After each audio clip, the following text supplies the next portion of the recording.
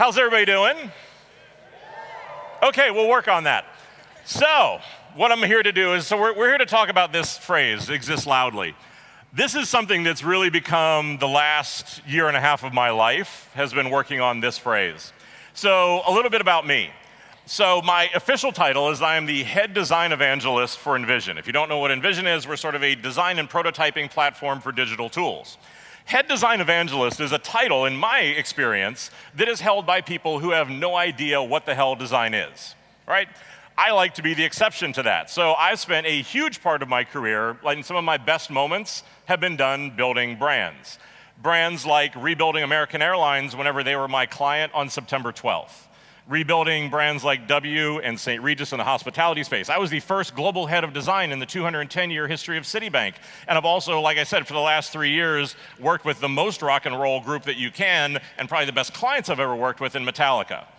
Also, over that time period, I've actually had a podcast, because the world needs another podcast, called The Crazy One, which somebody apparently told me this morning is in like the top 8 or something here in the Netherlands, so thank you.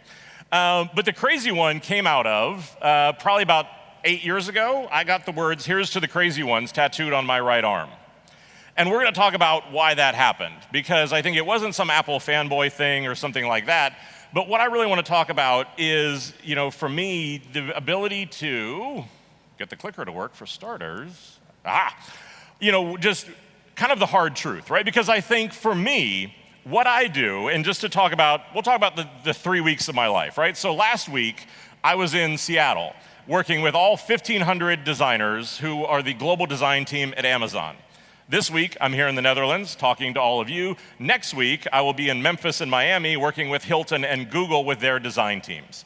Because the thing that I've discovered is over the last year and a half as I've been doing this job, I get to travel around the world, and most of what I do is I work as a coach, I work as a teacher, I go in and do workshops working with a lot of these different companies around the world. And what's amazing to me is that as I travel, I'm working with companies on 5 different continents that speak multiple different languages, that have vastly different cultures. But isn't it amazing how, as creatives, we all suffer from these same insecurities? Isn't it funny how we all will describe our customers and our clients in the exact same way, right? So something is going on here that's causing a real problem with a lot of this sort of stuff.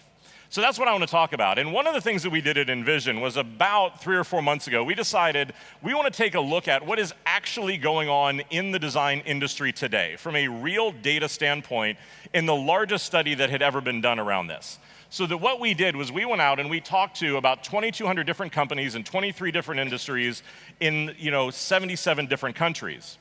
This is the largest study that had ever been done looking at design maturity and the business impact of design that was out there.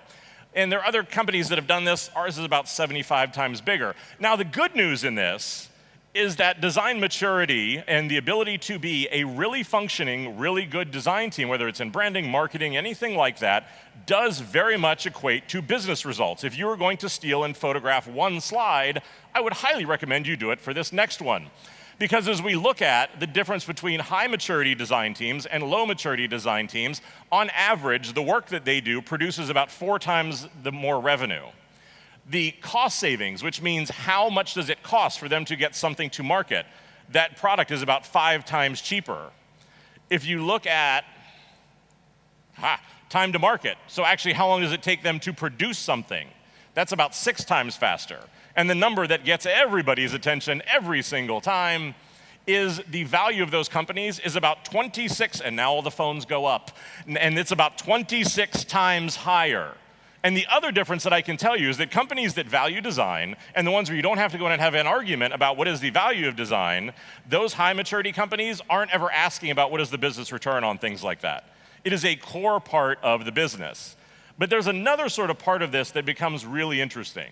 And that what it is that whenever we did this, we put together this model, which basically will group companies into one of 5 different maturity levels. Level 1 is just someone in the company, engineering, product, marketing, will tell you what to do, and you get to make it pretty, which is the death of every creative, right? Like, nobody wants to sign up for that. And level 5, the visionary, means that you are a core, fundamental part of the business. So again, if you think about the presentation that just happened with Spotify, think about them at the top of that model. Now, the concern that happens with this is that whenever you actually start to go through and lay out the data on this, you will start to see that as we look at the global design teams right now, 83% of the world's global design teams sit in the middle to the bottom of design maturity. And so this is where I come in, right? So the position I have now is the first time in my career, whenever I'm not a designer, a head of design, a chief, whatever the hell it is, like where I've actually said, look, we have to start to work with a bunch of other things. Because whenever I look at this is when I get very concerned, and this is why I don't want to talk about, like there are a lot of other people who are way smarter talking about branding than me. But what I want to talk about, and the reason why this issue is important to me, is because if we don't start to do some things fundamentally different, all the stuff that's going on with design thinking and design sprints and agile methodologies and how important design and marketing is and all this great stuff is going to be a moment. Because this is not sustainable. This is where companies will not continue to invest in the rate that they are if we are not able to break through and to be able to do this, which has really led me to this point. There's a friend of mine named Greg Larkin who wrote this amazing book called This Might Get Me Fired. And in that, he made this statement, which I really start to believe, is that for most companies, the innovation that they talk about, the brands that they talk about they want to build, the people that they want to be, for that to happen because of their corporate structures, because of the way that they function, and because in too many cases, the way creatives are minimized, for innovation to happen, it is going to happen in a way that will not be authorized. And I see this time and time again with so many design leaders all over the world, is for them to break through, they've got to ignore the rules. And that's a real problem. And if you wanted to be able to get more about this report, I highly recommend go over and check out designbetter.com. This is a site that's curated by a peer of mine named Aaron Walter. There are books, there are articles by the best people in the industry. It is constantly being updated, and you can download this full report. It's about 47 pages long. If you want to just OD on a whole bunch of design data, go check that out. But what I want to talk about today is rethinking innovation. Because there are certain words, and we're going to get into those a little bit more later, that I have kind of like a war against. Innovation is one of them, because most companies use that word like they know what the hell it means. Whenever, in many cases, it's just this sort of like corporate business speak that doesn't stand for anything. But for us and for what we do, I think we need to also rethink innovation, right? Because for me, it's this statement, and this is what I really focus on, is that we need to start looking at cultural and emotional innovation for our teams, the same way that we look at brand innovation, marketing innovation, product innovation. The amount of effort that we spend understanding platforms like YouTube, understanding click-through rates, understanding things like that is great. But the reality for me, and that what I've seen, and I have shipped and worked on a lot of digital innovation. I was one of the first, I think, 6 designers that Apple called to work on Apple Watch. My work has appeared in 10 Apple keynotes. Trust me, I understand digital. But at the end of the day, all of those things are no better than a pencil. If you have nothing to say, if your people cannot communicate, it does not matter, right? Technology is not an idea. And I think that the brands that we talk about and the ideal that we keep wanting to talk about is based in emotion.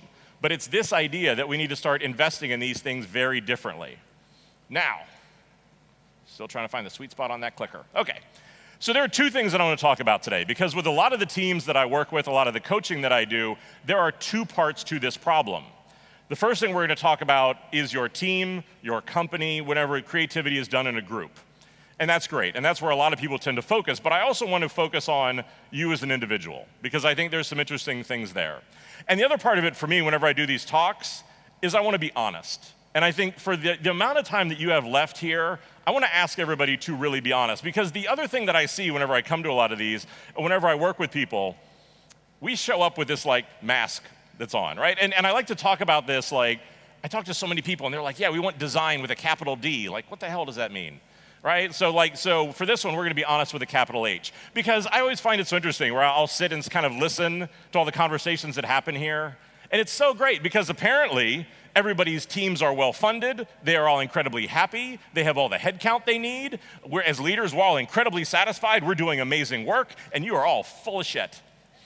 Because that is not the reality of what is going on. And this is where I will continue to argue that social media is absolutely screwing us up. It's October. Halloween will be at the end of this month. That's one of the things I keep asking design leaders to do is for Halloween, go as who you pretend to be on social media, right? Because what is happening is we have an entire generation of creatives who are comparing their insides to everybody else's outsides. and that can't understand why all these things are going on and why they feel like they don't measure up. But let's start with this statement, because I've never seen anybody make this statement, and I can tell you it's 100% true. Every company in the world is dysfunctional. Whoever it is that you think is doing it right, that you would love to go work for, that they've got it really figured out, they don't. Because what it is either they hide it better than you do, or they're more transparent with the problem. Every company has problems. It's how you deal with it and how transparent you are with that that makes the difference. But this idea that somebody has it perfect isn't true. So the team problems that we're going to talk about today, we're going to talk about company, culture, and those sort of like obstacles that are right in front of everybody's face that you don't do anything about. But then the other thing whenever I talk about you, and that this is the other statement that I see a lot, is that every creative, every leader feels like they're doing it wrong. Because the reality is that whenever you are creative, you have things like your education, your childhood, your career, your insecurities that are not like anybody else. And because the problem is that society will teach us that whenever you are not like anybody else, that's a weakness. Bullshit. That is what powers the best people who you admire, the artists who you think are the best, are the ones that embrace that insecurity and say, you know what, that difference is my strength. And so we're going to talk about that a little bit. But in this, it's really about how do you understand yourself? How do you understand your creative process? How do you understand your insecurities? Two of my favorite interview questions I'll ask people. One, can you actually tell me how you have an idea?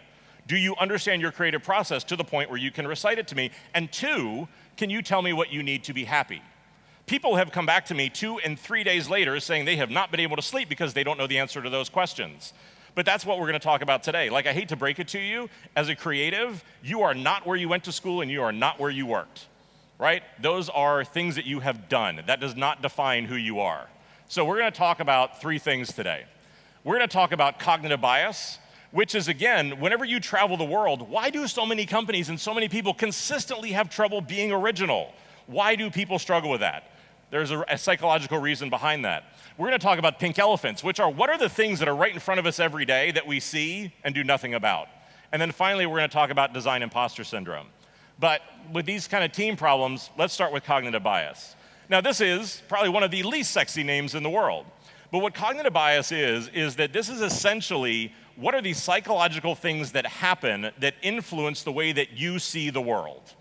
And whenever you go out, you talk to different psychologists and different things like that, there are generally about 12 different versions of these that are accepted out there. I've only got 30 minutes, so we're going to talk about 2.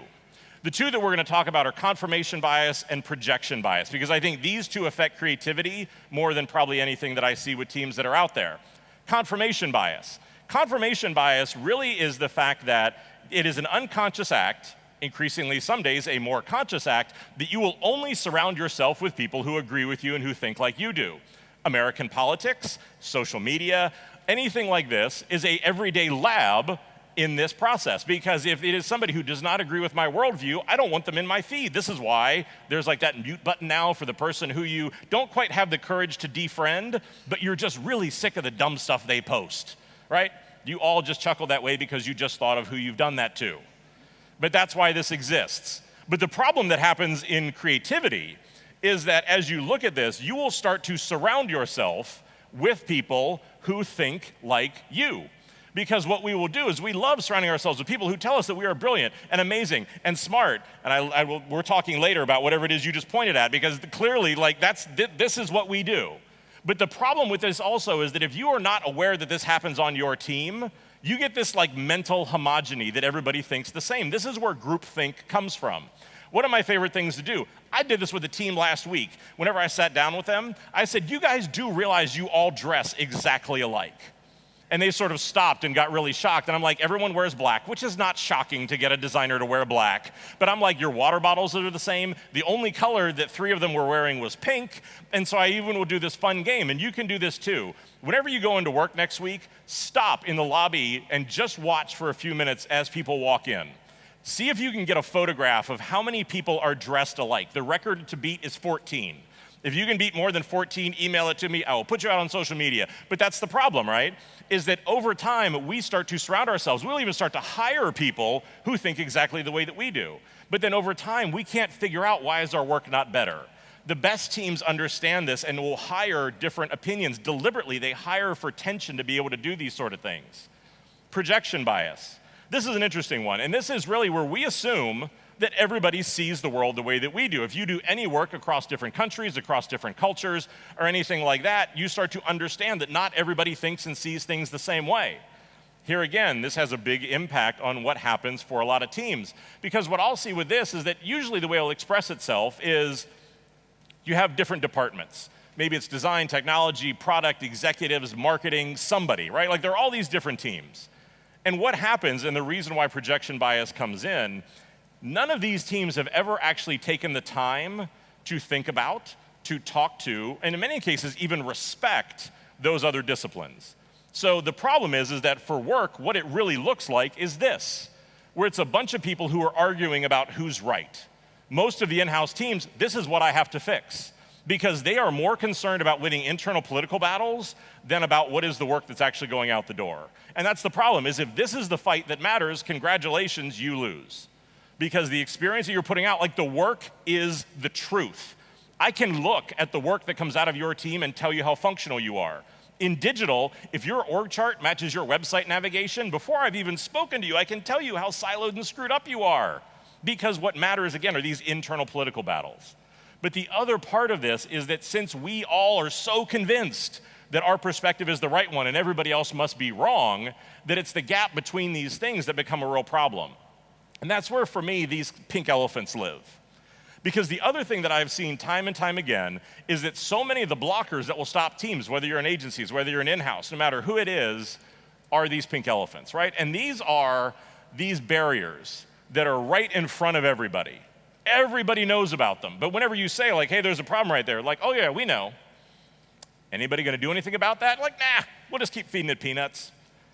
And that's a huge problem, right? And I think, there are, and they express themselves in different ways. And that these are some of the most common ones I see. A huge one is this sort of like idea of cultural apathy. And this is rampant in in-house design teams, and even a lot of agencies I work with, where they all have this phrase, right? In many cases, it will start with welcome to, and then the company name. And here's the way it happens, is you're doing a brainstorm. You've gotten a new brief. You're starting to do some work. You're trying to work through a problem. And at some point, it gets hard. It gets difficult. We're not sure if we're going to be able to do it. We're not sure if this is really going to work. And so at some point, somebody will sort of throw up their hands and say, hey, welcome to working here. As if somehow uttering those words makes it okay to be mediocre, right? Like well, hey, we could have done good work, but somebody said, hey, welcome to working here, so we can just all mail it in. And it happens and I love everybody who's smiling, because I know you just thought of what the phrase is at your company that does this, right? So what I would tell you to do, and one of the things I've done that works really well, is start walking around with a mediocrity jar, right? Think about this as like a swear jar for stupidity, where what you want to do is whenever you go into a meeting, you put that jar in the middle of the table, and if somebody says those words, whatever that sentence is, they owe you 20 bucks, 20 euros, whatever, we'll figure out the translation later, right? But that's the thing, right? I want it to be enough that it matters, but not so much that somebody's not going to eat tonight, right? And take that money, buy beer, do whatever it is you want to do with it. But the thing is that for me, you cannot allow this sort of cultural apathy to be okay. Because whenever you do it and you give people the ability to say it's okay to be mediocre, the work is going to be mediocre. Another one, a big one, is fear of failure. And we talked about a little bit before about how I have this war on certain words. Light bulbs are a big one. I'm sorry, if you use light bulbs in your presentations, we're about to have an intervention, right? Because I think a lot of my work is basically either a therapist or an interventionist. Light bulbs are damn sure on the intervention side, right? Because light bulbs are bullshit. Bullshit! And I recently talked at a conference where the podium had a light bulb on it. But the thing is, what is a light bulb? A light bulb is a signal to every other team that you work with that what we do is easy. Right? What do we do? They all think we sit around wearing a beret, doing a watercolor of our spirit animal, waiting for the clouds to part and it rains like champagne and puppies, and in a moment, there's all the answers. Because that's how it works. No, it's creativity is a blue-collar profession. That's why, and for me, words like failure is the result of stupidity, lack of communication, and other bad things. Failure is a final state that does not end well. It needs to be fear of learning. That's why everybody who's fail fast. No! Everybody, like I always die, because for a long time, Facebook had that real famous poster that every startup in the world seems to have, like move fast and break things. Nobody talks about how 2 weeks later, the other poster that went on top of that said slow down and fix your shit, right? So it's like, it is about learning, because that's what creativity is, but so many companies, so many clients are so afraid of this. One of the things that I start to do with a lot of them is this thing called the belly flop of the week. And what I do is I have them get together in whatever their team meeting is, and you give a bottle of champagne, a bottle of beer, somebody to the person who will stand up and admit that they screwed up the biggest and what they learned from it. Because culturally, it has to be okay. If in your culture, what you are taught is that whenever you learn something, you try to hide it because it's a mistake, that is what failure is. So again, how do you take on these things to, again, culturally be able to make a difference here? And then a lot of it is also just the simple mentality of the team. This is the thing I see so many times. We obsess over process and methodology and design systems and brand systems, and we document them in these like 400-page PDFs and huge design systems and all that stuff, and that's great. But the problem is that, honestly, for most of us, we have never taken the time to think about how do people show up every day? What is the social contract that we have with each other that is going to define our mentality? Because if you don't have it, either you get a lot of people who do whatever the hell it is they want, or you get people who get to be like the designated company asshole who have to then go around and try to police it. And these are just kind of like basic things. I often will call them behaviors. Do not write mission statements. Do not write these big beliefs, because nobody gives a shit about them. They do not know how to connect them to the work. They sound really good. They look great on the deck for your investors or your board and stuff like that. But the people who actually are doing the work have no idea what this actually is. So 2 examples of this. One would be something like, put the customer at the center of your work. If you are having a projection bias problem where your teams keep fighting, recalibrate your source of truth to your customer. It's this really crazy thing that people are doing now called talking to the people who buy your stuff, which is crazy that this is something we have to remember, but it's amazing how well it works. Other ones, like, still haven't found the sweet spot. Ha! Like invite diverse perspectives to the table. Again, if you are working in a lot of these different industries, bring regulators, bring legal, bring your executives into this conversation whenever you do it. It's amazing what happens when you have a conversation, not a presentation to someone. So many people talk about how their executives are a nightmare. When's the last time you had a conversation with them? Well, we don't talk to them. Like, my job is basically executive hysteria management. Right? Like some executive says something, and then I'm the one that gets to step in front of the train to try to stop it, because everyone is running around like crazy because apparently whatever they said came down from a mountain on 2 stone tablets, right? None of that makes any sense. But it is these sort of basic things about having these rules, having these, and the reality is going to be none of this stuff is rocket science. At no point are you going to think like, wow, I've never heard of that. What is rocket science is writing it down and actually holding people to it. But then we have these sort of personal problems. And one of the biggest ones right now that is running rampant is design imposter syndrome, right? This is why stupid people are famous, because they are unencumbered by the fact that, like, that's the problem. It's like if you're a good creative, you have a conscience, you have an insecurity, right? That's the problem with creativity. If you give us a blank piece of paper or a blank screen, the mark that you make is inherently personal. But also that comes with that is a huge amount of insecurity. So, like, what do our careers look like? Well, that's sort of what I think I needed to learn in art school, right? Or whenever I went to university. Then, after that, there's sort of what I think I need to do to become a great designer. But the problem is that the word design has changed. In the digital space, it has gone from visual design to product design. In branding, it has gone from something that's very different. So that what it actually means is this is much more about what it is you need to know. And last time I checked, that is not why I went to art school. I did not go to learn about data and engineering and management and business and all of these sort of things that we're being asked to do. But this is our challenge, right? Because we're in a moment where we can affect business in ways we have not seen since the last industrial revolution. But to take advantage of that, we have to think differently. We need to show up differently. We need to be different leaders than what we've been in the past. But that, as a result of that, this is what all this comes with, is a massive amount of insecurity, because these are things that we do not feel like we can do well. And creativity inherently is insecure. So here again, there's about 5 different types of design imposters that I want to walk through for you, tell you how to spot them and what to be able to do about it. Now, the perfectionist is the first one. The perfectionist is really just what it sounds like. This is somebody who really sets these like crazy goals, these crazy sort of things, and if they don't get it right, then they feel like they don't measure up. This is basically anybody who has been in a design leadership role since the beginning of time. Because the way to be able to spot them is if you've delegated to something to someone and you feel frustrated or disappointed with the results, that is, and I love everybody who's now nudging. So the other fun part is the person you just turned to and smiled at already knows that you have this, right? The only person who seems to be clued in on this is you. You're the only one that got left out of the party, like I hate to break it to you. But the other thing that you can do with this to be able to kind of fight it is to understand that, like, look, as a leader, as a creative, you are going to be a constant work in progress. Your concept of happiness, your creative process, your industry, your company is going to keep changing.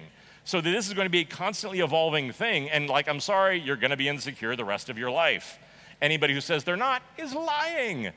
So, the Superman or the Superwoman, this is somebody who really just feels like, they are a phony who is working alongside people who are legitimately talented. Super easy to be able to spot these people. So again, on Monday, these are going to be the people who will show up earlier or stay later at work, even whenever their work is finished, because they want to prove to everybody how hard they work, how smart they are, and that's the way that they're going to do it. This is the number one biggest one that I suffer from, is this problem, right? Because I need to prove to everybody. This is why I stand on stages, have a podcast, do all this dumb stuff, because I've got to prove to everybody how smart I am.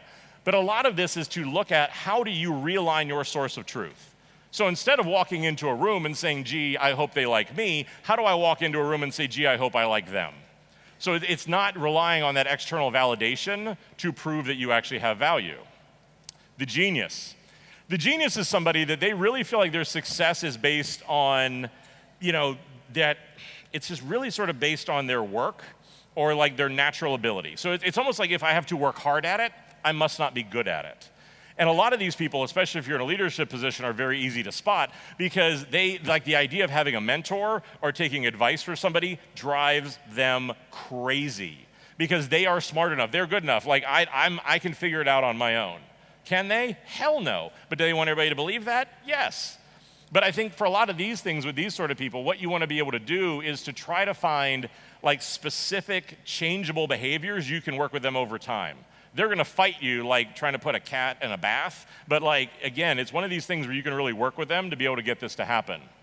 The individualist. This is somebody that's a little bit different, where the genius is going to feel like if I get it right the first time, then I'm good, and if I don't, I have a problem.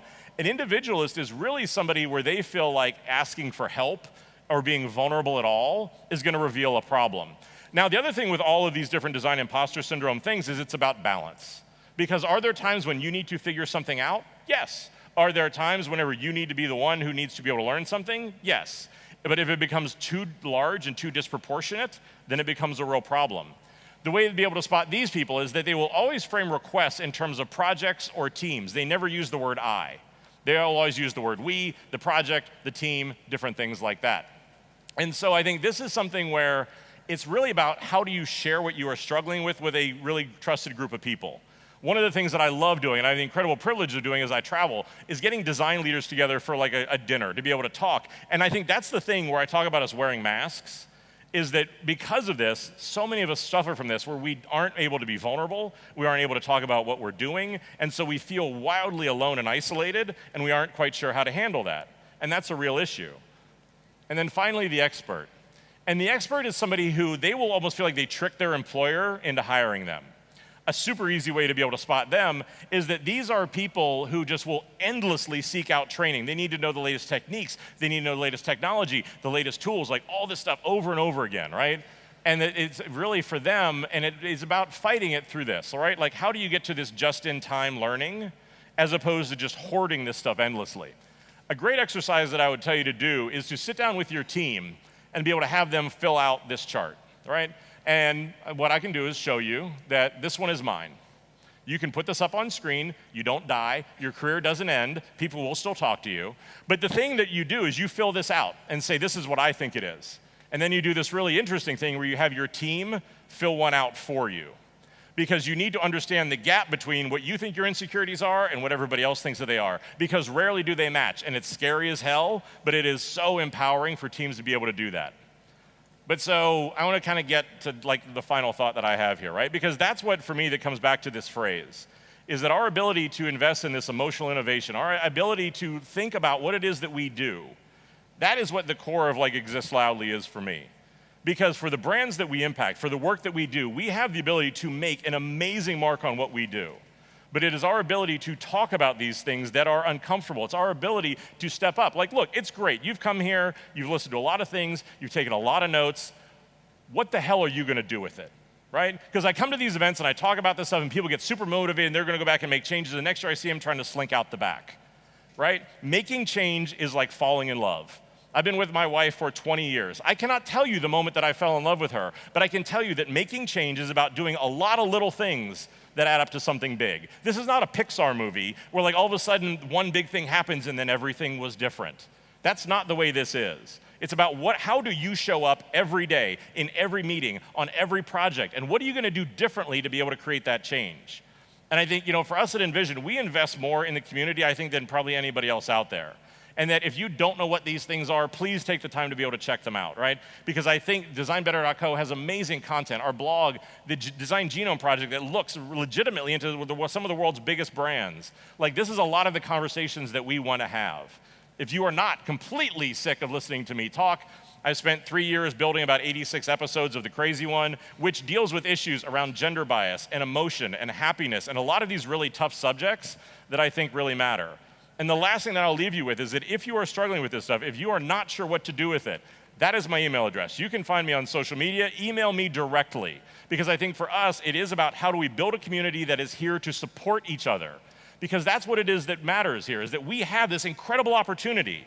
But if we don't leave a mark, it's not going to matter. So that is my challenge to all of you, is that on Monday, think about, exist loudly. Thank you.